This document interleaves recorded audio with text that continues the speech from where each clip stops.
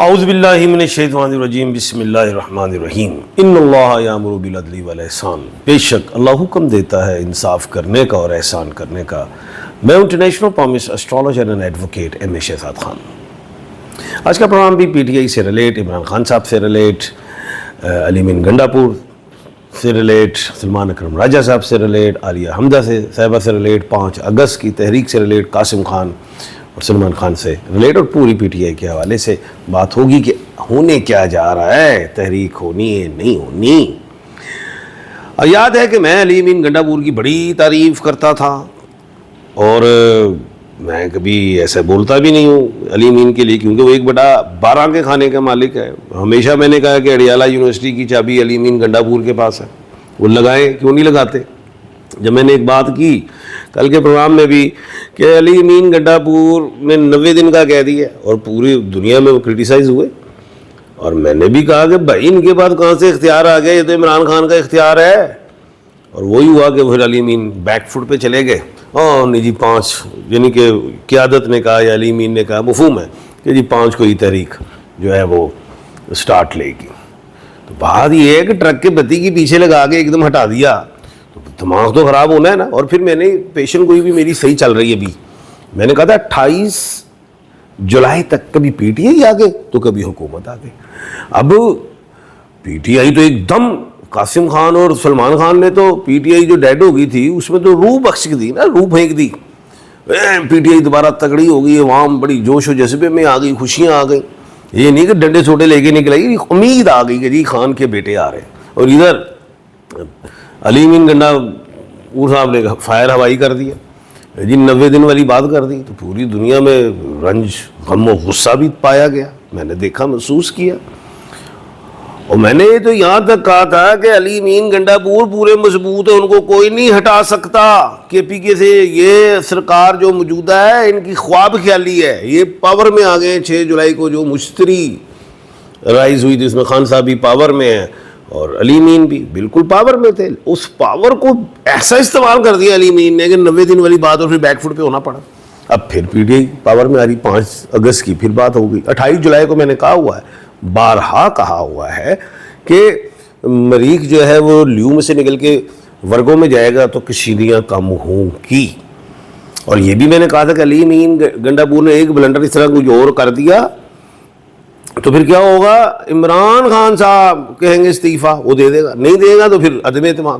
اور جس طرح کرٹیسائز ہوئے علی امین، تو کل تک میں نے کہہ دیا تھا کہ علی امین اب الیکشن بھی لڑ کے ویکھ لے تو ہار جائے گا، بھرا بھی لڑ کے ویکھ لے تو ہار جائے گا، یہاں تک میں نے بات کر دی تھی۔ کیوں؟ دنیا کو سمجھ میں آ گئی یہ گیمیں ہوتی ہیں۔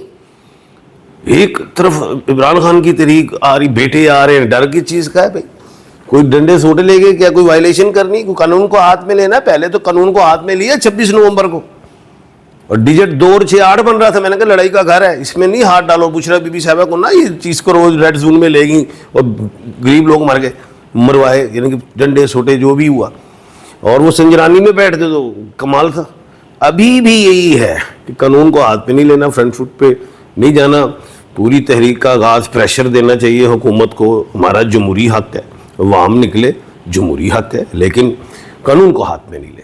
اب سلمان اکرم راجہ صاحب ماشاءاللہ وکیل صاحب ہیں، میں بھی وکیل ہوں، انہوں نے بڑا سخت ایکشن لے لیا جی عالیہ حمدہ پہ کہ جی اگر ہم نے ایسی کوئی بات کر دی تھی تو ان کو ٹویٹ کرنے کی کیا ضرورت تھی، مفہوم، اور نوٹس بھیج دیا جی، وہ بھی کرٹیسائز ہو گئے۔ وہ بھائی قوم کی بچی ہے، بیٹی ہے، ہوا کی بیٹی ہے، اس کی قربانیاں دیکھو، وہ کیا کچھ وہ بچی نے جیلیں بھی کاٹی ہیں، بڑا کچھ کیا، اور پی ٹی آئی کے لیے بڑا کچھ کیا، اور اس کو ایسے اور پھر کرٹیسائز، ایسے نہیں کرنا چاہیے تھا۔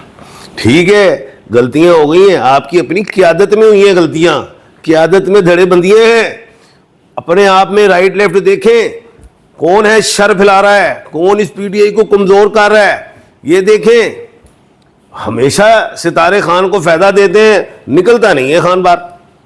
ایم اے شہزاد خان کی ساری پیشن گوئیاں پوری ہو جاتی، خان پہ آ کے اڑ جاتی ہے۔ ہمیشہ دیکھتا ہوں خان کے ستارے مضبوط، مریخ سیدھا، ریکٹوگریٹ نہیں ہے، پاور میں ہے، ہر چیز دیکھ رہے ہیں۔ 10 اکتوبر کو 90 دن پورے ہونے ہیں، وہاں پہ بھی خان کا جو مارس ہے 7th ہاؤس میں ہے، مرکری بھی ہے، ہر چیز ہے، ٹرک دی بتی سے مگر لایا ہے۔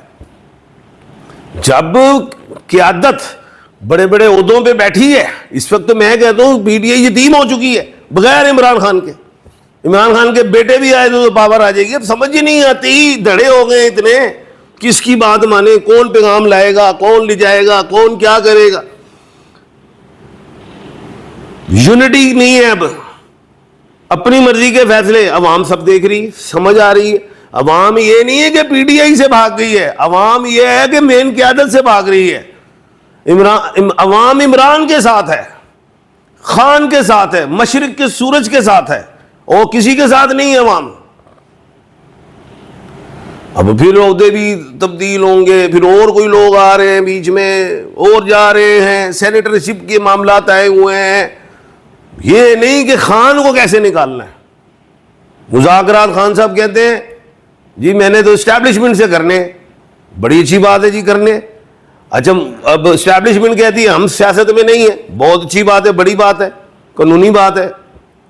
اب وہ کہتے ہیں میں نے ان سے نہیں کرنے مذاکرات خان صاحب سے.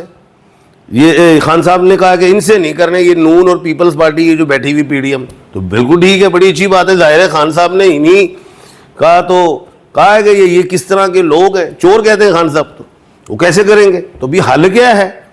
اب یہ پی ڈی ایم مین قیادت سوچے کہ حل کیا ہے.